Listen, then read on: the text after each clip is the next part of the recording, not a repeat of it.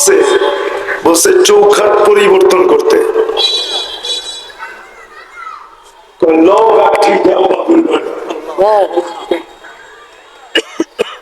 কেননা অভিযোগ ছিল কি, যেই ঘরে অভিযোগ থাকবে ওই ঘরের সুখ হবে না। আর সুখ অভিযোগ এটা দিনদারি না,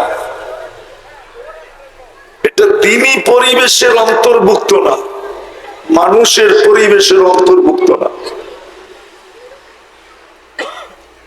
তো দ্বিতীয়বার আবার আসছে অনেকদিন পরে, এখন নতুন পুত্রবধূ। জিজ্ঞাসা করছে ইসমাইল, বলছে বাড়িতে নাই। বলছে তোমরা কেমন আছো? বলছে আল্লাহ যে অবস্থায় রাখে আলহামদুলিল্লাহ ভালো আছি, ভালো আছি। আচ্ছা বলেন, এটা গাজীপুর না? আমরা এখানে বসে আছি, কিছু মানুষ তো হাসপাতালেও আছে। ওর তুলনায় আমি কতটুকু ভালো আছি? কতটুকু? এটাকে তুলনা করা যাবে?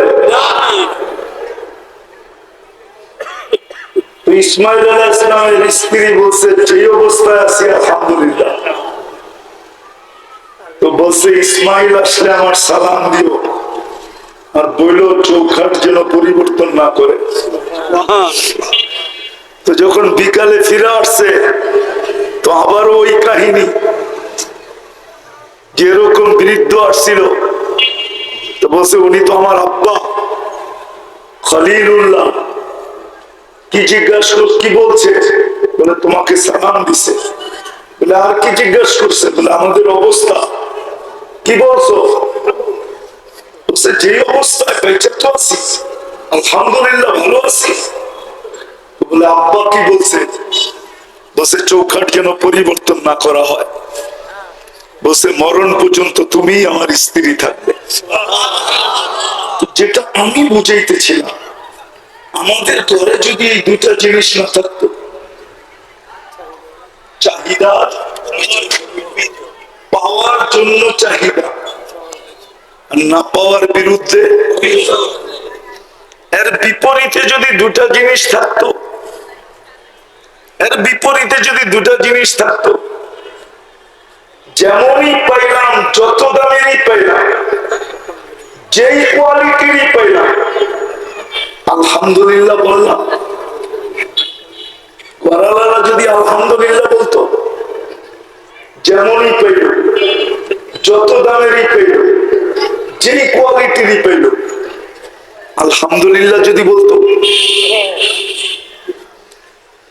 দ্বিতীয়, না পাওয়ার উপরে যদি ধৈর্য ধারণ করত, সবর করত, দুটার জায়গায় যদি দুটা হতো। এইবার আপনি বলেন ওই ঘরের সুখ কতটুকু?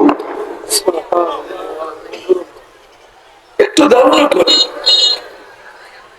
এটাই কিন্তু দিনের পরিবেশ। যেমন আমি হাদিস থেকে দেখাইতেছি, 3 দিন পর্যন্ত ফাতেমা রাদিয়াল্লাহু তাআলা আনহার ঘরে চুলা জ্বলে না। খেজুর তো দূরের কথা, খেজুরের বিচিও ছিল না, শুধু ঘরে পানি ছিল।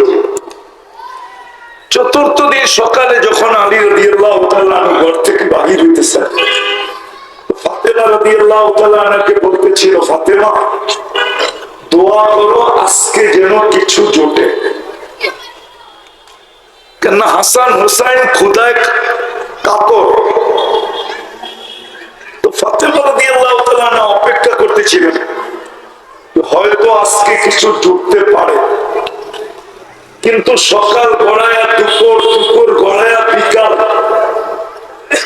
গড়ায়া যখন সন্ধ্যা চলে আসতেছিল, তো আলী রাদিয়াল্লাহু তাআলা আনহু বাড়ির দিকে আসতেছিলেন, কিন্তু হাত দুটা খালি। যখন একবারে কাছে চলে আসছেন, যে এখন আর আওয়াজে পর্দা নষ্ট হবে না, তো ফাতেমা রাদিয়াল্লাহু তাআলা আনহা আওয়াজ দিছেন, আলী। তো চোখে চোখ লাগছে, চোখে চোখ পড়ছে। তো জিজ্ঞাসা করছে, আলী চেহারা মলিন কেন? তোমাকে মলিন চেহারা যুক্ত কেন দেখতেছে? হাত উঁচা করে বলতেছে, ফাতেমা